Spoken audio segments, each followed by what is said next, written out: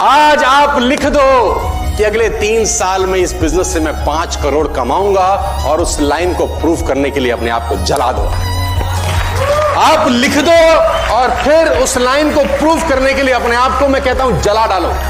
Practice का बहुत बड़ा खेल है। प्रैक्टिस से बड़े बड़े पहाड़ हिट गए। मैं एक कहानी सुना रहा था उस दिन भी किसी को, पाब्लो पिकासो की। पाब्लो पिकासो दुनिया के सर्वश्रेष्ठ पेंटर हुए। एमएफ हुसैन से भी बड़े पेंटर हुए पाब्लो पिकासो।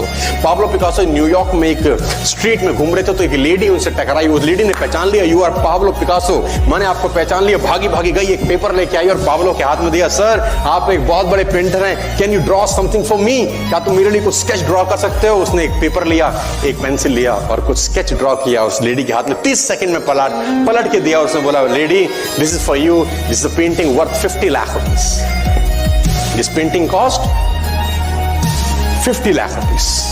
लेडी को तो विश्वास ही नहीं हुआ कि how a person paint a painting in just 30 seconds worth rupees 50 lakh.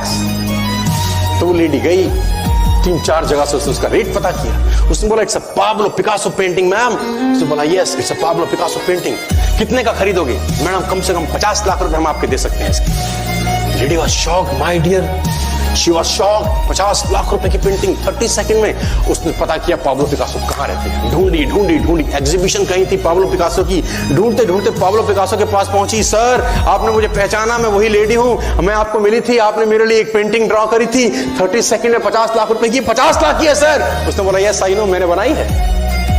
उसने बोला, सर मैं सीखना चाहती हूं 30 सेकंड में 50 लाख की पेंटिंग कैसे बनाई जाए।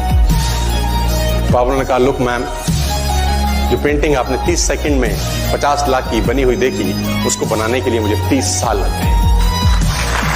30 साल लग गए। प्रैक्टिस से दुनिया में बड़े बड़े कीर्तिमान होते हैं सर, और ये आपको जिंदगी में आसमान तक पहुंचा सकता है। आज मैं स्टेज पर हूं, करीब मुझे 15 बरस हो गए बोलते हैं। पहली बार जब मैं स्टेज पर आया, मेरे पैर लड़खड़ाते थे, शिवरिंग होता था मुझे। वहीं कहीं कोने में फिक्की ऑडिटोरियम में मैं पहली बार एक अंग्रेज को सुना था। आज से मैंने करीब 18 साल पहले। एक कंपनी थी इंडिया से बाहर की, नेटवर्क मार्केटिंग करती है, नाम नहीं ले सकता। तो वहां बैठा था, पीछे 660 लोगों की सिटिंग थी। मेरी मासी जी का एक बेटा है, वो मुझको लेके गया उस कंपनी के सेमिनार के अंदर। कहीं पीछे रूम में मुझे जगह मिली। 30 रुपए का टिकट था उसका, मुझे आज भी याद है, 20 बरस पहले, 18 बरस पहले। और मैं पीछे की पंक्ति में बैठ के उस अंग्रेज को सुन रहा था। जैसे ही वो अंग्रेज आया, लोग खड़े हो गए, तालियां बजाने लगे, उसकी सीटियां उनके हाथ में थी, विसल करने लगे, झंडे लहराने लगे।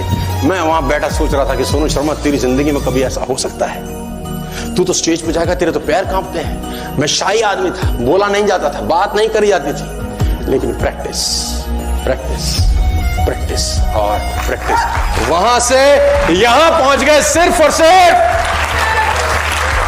और मैं आपको बताना चाहता हूं, if I can do, it's very simple. लोग मुझसे कहते हैं